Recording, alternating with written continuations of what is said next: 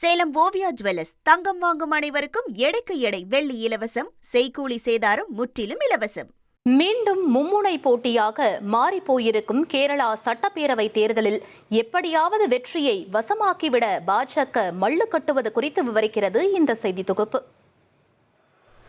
தமிழகத்தோடு சட்டப்பேரவை தேர்தலை சந்திக்கும் கேரளாவில் தேர்தல் பிரச்சாரம் சூடுபிடித்திருக்கிறது. இந்தியாவில் இடதுசாரிகள் ஆட்சி செய்யும் ஒரே மாநிலம் கேரளா. அங்கு ஆட்சியை தக்க வைக்க வேண்டிய கட்டாயத்தில் இருக்கிறது மார்க்சிஸ்ட் கம்யூனிஸ்ட்.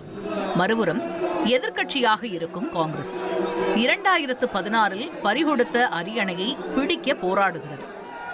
மாநிலத்தில் பாஜக காலூன்றி இருக்க, தென்னிந்தியாவில் தெலங்கானா, கர்நாடகாவை தாண்டி காங்கிரஸ் ஆட்சி அமைக்க வல்ல மாநிலமாக இருக்கும் கேரளாவில் வெற்றி வசமாக்குவது காங்கிரசுக்கும் கட்டாயமாக இருக்கிறது.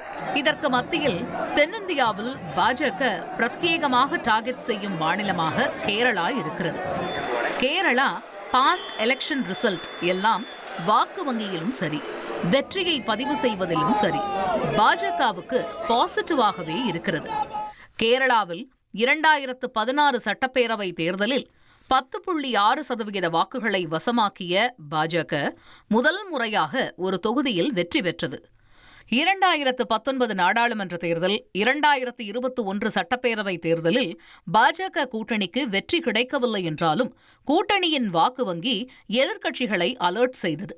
அதுவே 2024 நாடாளுமன்ற தேர்தலில் திரிசூரில் பாஜக வெற்றி பெற பாஜக கூட்டணி வாக்கு 19.21% உயர்ந்தது. அப்பொழுது 11 சட்டப்பேரவை தொகுதிகளில் பாஜக முதலிடம் பிடித்திருந்தது. அதன் தொடர்ச்சியாக புது உத்வேகத்தோடு 2026 சட்டப்பேரவை தேர்தல் பணியை தீவிரமாக்கியது பாஜக. இந்த சூழலில் சமீபத்தில் நடந்து முடிந்த கேரளா உள்ளாட்சி தேர்தலில் பாஜக கூட்டணி 14.71% வாக்குகளை வசமாக்கியதோடு திருவனந்தபுரம் மாநகராட்சியை கைப்பற்றியது அகில இந்திய அளவில் கவனம் பெற்றது. திருவனந்தபுரத்தில் பாஜக மேயர் இருப்பது போல கேரளாவில் பாஜக முதலமைச்சர் அரியணை ஏறுவார் என சவால் விடுத்திருக்கிறார் உள்துறை அமைச்சர் அமித்ஷா. கேரளாவில் தேர்தல் நெருங்க கேரளாவுக்கு வளர்ச்சி திட்டங்கள் அறிவிப்பு, ரயில்கள் விடுவது என்று களத்தில் தீவிரம் காட்டும் பிரதமர் மோடி கேரளாவிலும் டபுள் என்ஜின் அரசு அமையும் என சூளுரைத்திருக்கிறார். தேர்தல் அறிவிப்பு வெளியாகும் முன்பாகவே தேர்தலில் பிரச்சாரத்தை தீவிரமாக்கி இருக்கிறது பாஜக. பான் இந்தியா கட்சியாக சக்கர வியூகம் போடும் பாஜக கேரளாவில் இந்துக்கள் வாக்கோடு கிறிஸ்தவர்கள் வாக்கையும் குறிவைத்து காய் நகர்த்துகிறது.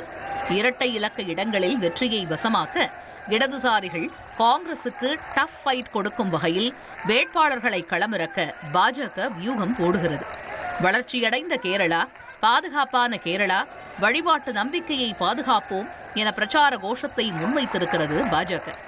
மாநிலத்தில் சபரிமலை விவகாரத்தை வைத்து எப்படியாவது இந்துக்கள் வாக்கை அணிதிரட்டிவிட வேண்டும் என்றும் பாஜக பிளான் போடுகிறது. சபரிமலை கோவில் தங்கம் திருட்டு நியாயமான விசாரணை கோரி ஒவ்வொரு கிராமத்திலும் பாஜக போராடும் என்கிறார் அமித்ஷா. தாஜா செய்யும் அரசியலை கையில் எடுத்திருக்கும் இடதுசாரிகள் காங்கிரசால் Jamaati Islami Hind, Popular Front of India அமைப்புகளின் பிளவுபடுத்தும் அஜெண்டாவில் இருந்து கேரளாவை காப்பாற்ற முடியாது எனவும் பிரச்சாரத்தை தீவிரமாக்கி இருக்கிறது பாஜக. தமிழகம் போல பாஜகவுக்கு சவால் விடுக்கும் மாநிலமாகவே கேரளாவும் இருக்கும் நிலையில் பாஜக வியூகம் வெற்றியாவது மிக எளிதாக இருந்துவிடாது என்பதே அரசியல் பார்வையாளர்கள் பதிலாக இருக்கிறது. கேரளாவில் இடதுசாரிகள் கூட்டணி வர்சஸ் காங்கிரஸ் கூட்டணி வர்சஸ் பாஜக கூட்டணி என மும்முனை போட்டியில் வெற்றியை வசமாக்க பாஜக காட்டும் வேகம் தேர்தல் பிரச்சார களத்தை பரபரப்பாக்கி இருக்கிறது.